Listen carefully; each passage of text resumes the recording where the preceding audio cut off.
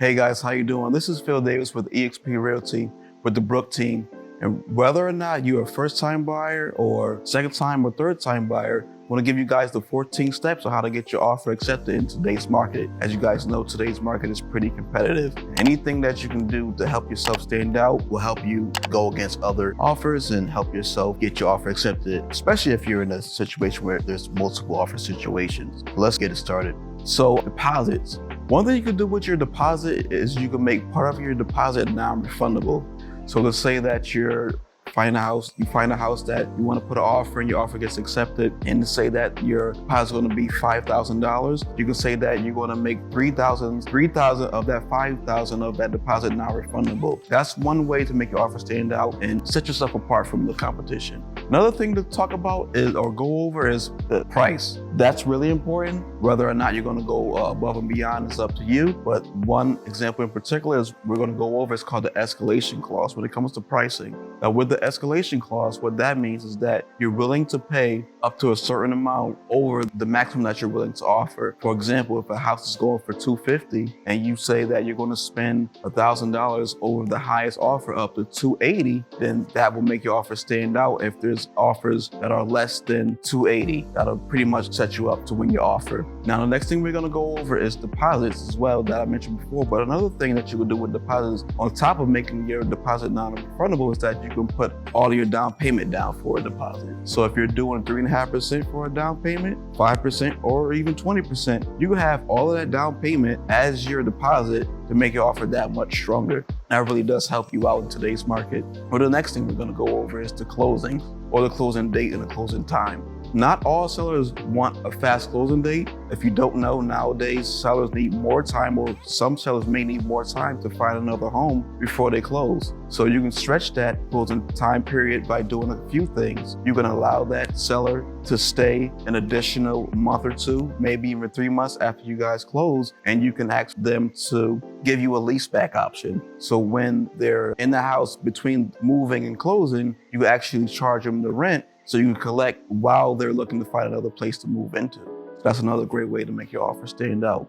Now let's go over appraisals. If you're going financing, if you're going to use financing, your mortgage company is going to have to do an appraisal, and it's best to get that appraisal done as soon as possible, so that way you can know if the house appraises or not. And in some instances, there's what's called an appraisal gap coverage. So let's say, for example, the house you're looking for, let's go with another $300,000 price point. The house is on the market for $300,000. You put in for offer for $320,000, but the house only appraises for $310,000. Now, you can either agree to pay that $10,000 cash difference out of pocket, or you can try to negotiate that offer to where the seller comes down at $10,000. But it's best to see where you are when it comes to engaging into that. See if you want to go over that appraisal gap, cover that appraisal gap, or have the seller come down so you guys can meet in the middle. But one way to make your offer stand out if there is an appraisal gap difference is to actually cover that appraisal gap if you want the house that bad, depending on the demand of the house. Pretty much a case-by-case scenario. Now let's get into inspections. The inspections is optional part of the purchase. It's not always required or not always recommended.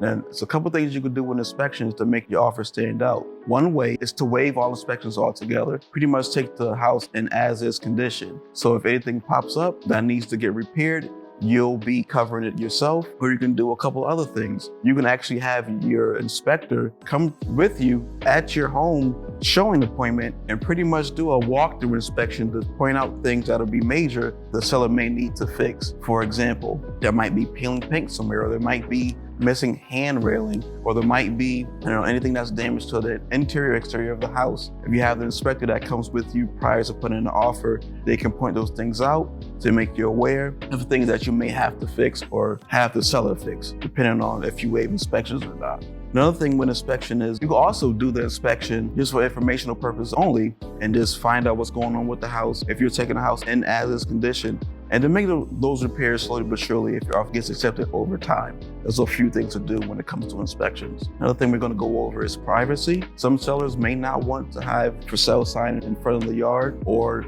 actually they might prefer to do an off-market deal where they don't want their house to be broadcasted on the MLS or any other websites to show that their house is on the market.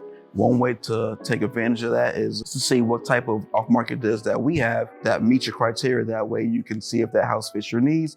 You can take it from there. And that's one way to beat the competition as well, because it's not going to be as many people looking at that particular property because it's not broadcasted on the market. Now let's go over commissions. A lot of people don't know this, but if you like a house, you really want to move in and it fits all your needs, it checks all your boxes, you can actually pay the seller's commission as a buyer if you're willing to do so without having to increase the purchase price of the property. Now, if you decide to do that, that's one thing that we can go over and navigate and show you guys what you need to do in order to get that done. Now, let's go over FHA and VA conditions. Now, sometimes if you're using financing such as FHA and VA financing, there may be things that come up that the seller may need to fix in order for that finance to go through. For example, with an FHA loan, if there's any peeling paint in the house, they're going to require that seller either get that remediated, get that fixed, get it painted over, whatever the case may be, before you go forward with getting that funding. Another thing is the VA loan. They may have similar conditions that need to get met, such as maybe when you're going downstairs in the basement, that particular staircase may not have a railing going down there, and you might have to get that installed because FHA and VA guidelines require to have that handrail for safety reasons. Taxes and adjustments. Taxes and adjustments, or taxes, these that need to get paid in advance, can be paid in advance. The buyer that's looking to buy that particular property, you're gonna have everything done beforehand, so to make your closing and transaction go that much more smoothly, that's one option you can go with as well. Moving costs. Now let's say you like this house. The seller wants to move at a certain day. You want to help them out. You want to throw in an extra couple $100 to the seller to allow them to get that moving truck, help them get their furniture and things like that loaded up and moved out. You could definitely do that. That will make your offer stand out that much more. Now let's go over communication, lender communication. It's always important, it's always good to have your lender reach out to the listing agent to communicate how well qualified you are to purchase this home, because not everybody is that well qualified. So that makes your offer stand out that much more once you have your lender reach out to that listing agent and have that conversation and say, hey, our buyers are well qualified, they're ready to go, everything's locked and loaded, they have their commitment ready, they have all the things checked off that lender needed in order for them to get qualified. That makes your offer stand out that much more. Another thing we're going to talk about with communication is the emotional communication. Now, buyers, not everybody will accept this, but it's an option that you can do. You can write a personal letter to the sellers, let them know how much you appreciate the home, how much it fits your needs, how much you can let them know how you see yourself living in this home for X amount of years. It's your dream home. It checked all of your boxes, etc. That's one thing you can do to make your offer stand out. Another thing we're going to talk about with communication is agent-to-agent communication. If the buyer agent has a good relationship with that listing agent and vice versa, now make that phone call and say, hey, we're sending over an offer. My buyers, they love the house. If me and that agent have a good communication, have a good relationship, that makes your offer stand up that much more because we have rapport built up over the years and over our transaction. We have a good transactional history. And being on the team helps as well. When it comes to reputation, being on the team helps a lot because the reputation is going to precede yourself and say, hey, I know those guys do good work. Their offers are always strong. They have good communication skills. We like working with them. Their deals always go forward. They never fall apart. So that always helps a buyer when you have an agent that has good relationships and good communication with other agents, especially with that listing agent that's connected to that particular deal. I hope this is helpful. Here are your 14 steps on how to get your offer accepted in today's market. It's not guaranteed that you will get your offer accepted, but it's highly likable that you will. If you have any questions, let me know. I'm always here to help.